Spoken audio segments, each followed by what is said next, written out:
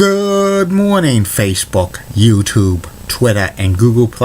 This is Rich again, back for your first video blog of the day for Thursday, May 26, 2016, around 7:15 in the morning, Billerica, Massachusetts. Gonna be a nice day out, highs in the mid-80s, a little warmer, a little humid. Everybody's cranking the fans and the AC. Some news to report. Boston Red Sox crushed the Colorado Rockies by the score of 10-3. Jackie Bradley Jr.'s hitting streak is now at 29. In the NBA playoffs last night, Eastern Conference Finals Game 5, the Cleveland Cavaliers blew out the Toronto Raptors by the score of 116-78. Cavaliers are up 3-2, and they go back to the Air Canada Center for Game 6. The Cavaliers could close it out.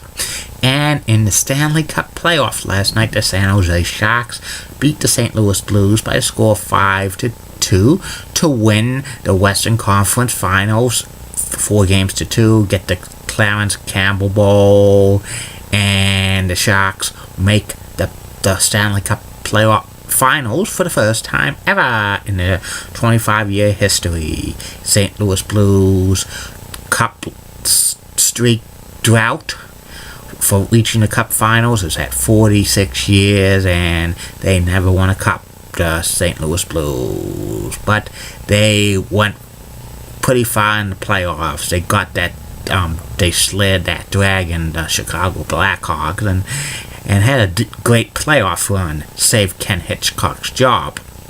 And it's Happy National Paper Airplane Day, and it's Happy National Red Nose Day. And that's about it on the news.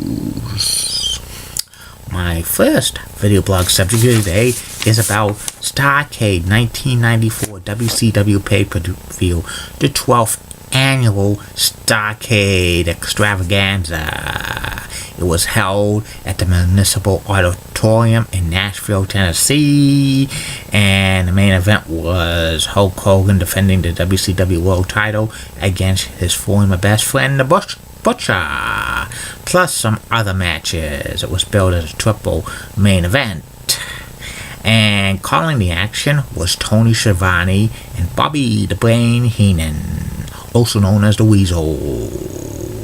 And here are the matches that happened at Starrcade. There was a dark match before the pay-per-view, just shown to the crowd in Nashville. It was Arn Anderson and Bunkhouse Buck with Colonel Parker and Ming beating the Armstrong brothers, Brad and Scott Armstrong, when Arn Anderson gave the DDT to Scott and pinning them 1, 2, 3. And here's the matches that happened on the pay-per-view. The first match was for the WCW United States Championship. It was Vader with Harley Race facing off against Hacksaw Jim Duggan, the reigning U.S. champion. And this was about a 13-minute match. Harley Race interfered a couple of times, but Hacksaw Jim Duggan beat him up. The ending had Vader pin Hacksaw with the reverse powerbomb for the 1, 2, 3, and becomes the new United States champion. The next match was Alex Wright, the Slender Kid, facing off against John Paul Levesque, and this match was about a 14-15 minute match. John Paul Levesque became Triple H, and this match was like an exciting ending. Had Alex Wright roll up John Paul Levesque for the 1, 2, 3, and he did his dance. The next match was for the WCW TV Championship. It was Johnny B. Bad, who was the reigning TV champion, facing off against the Enforcer, Arn Anderson, with Colonel Rob Parker and Ming. It was supposed to be the Honky Tonk Man, but the Honky Tonk Man walked out of the Nashville Memorial Auditorium the day of the event because he was not offered a contract. He was working on like paid appearance, and he won a long-term contract from WCW, and Eric Bischoff did not give it to him, so he walked out. So they had a scramble for a challenger in Arn Anderson. And this was an awesome TV title match, a lot of action. Arn Anderson thought he won it with his foot on the rope, but the referee only counted 2. Anderson gets mad, and Johnny B. Bad rolls him up for the 1-2-3 to retain the TV title. The next match was a grudge tag team match. It was the Nasty Boys, Knobs and Sags, facing off against Harlem Heat, Booker T, and Stevie Ray with Sister Sherry. And this was a 17-minute match. A lot of brawling, a lot of this and that. Ending had the Nasty Boys won by disqualification when Sister Sherry tried to interfere and try to knock out Knobs, but Knobs stuck under the way, and Sherry accidentally splashed Stevie Ray, and the referee saw that, causing the automatic disqualification because of outside interference afterwards. Knobs and Sags attacked Sherry, and she got the pit stop. Very, very funny. The next match was one of the 3 triple main events. It was Mr.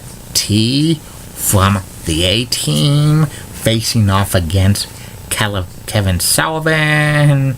This was only about a 4-minute match, and the ending had Dave Sullivan, dressed as Santa Claus, attack Kevin Sullivan with the bag, and Mr. T beat him up for the 1-2-3. Afterwards, Kevin Sullivan's irate and beats up Mr. T. It was an awful match. The next match, it was Sting facing off against Avalanche, who is John Tenta, a.k.a. Earthquake, a.k.a. Shark, a.k.a. Goga. But he's not a shark or an avalanche or a fish, he's a man. And this was about like a 15-minute match or so. Sting wins by disqualification because the referee gets knocked out. And then Kevin Sullivan interferes, and he gives the sit-down splash, and another referee comes out and tries to pin Sting, but the original referee comes up and disqualifies Avalanche for outside interference and being hit. And then Hulk Hogan makes a save with a chair.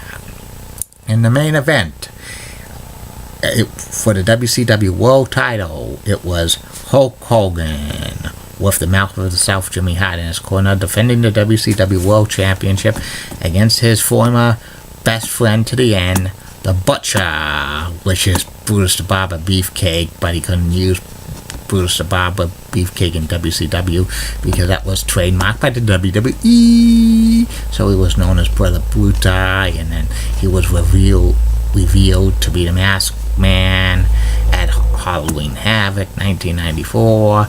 And they had a 2-month feud. It was an awesome match. Very, very like back and forth. And the ending had Butcher try to get the sleeper, but Hogan pokes up and then slams him, and then delivers the leg drop for the 1-2-3, and Hulk Hogan retains the WCW World title. Afterwards, Kevin Sullivan and Avalanche attack Hulk Hogan, and then Macho Man Randy Savage comes down, and then he helps Hulk Hogan, and the announcers say the Mega Powers have reunited, but they could not use the Mega Powers name because that's trademarked to the WWE. They became the Ultimate Maniacs or something. I don't know what they were called in WCW. And that's how Starrcade 1994 ended. And this pay-per-view was awful because of the main event. It was a decent main event, but Hulk Hogan versus the Butcher in 1994, it was just awful. And the rest of the pay-per-view was, average at best. Give it a C-. And tomorrow will be Starrcade 1995. I'll be revealing 2 more video blogs coming your way today.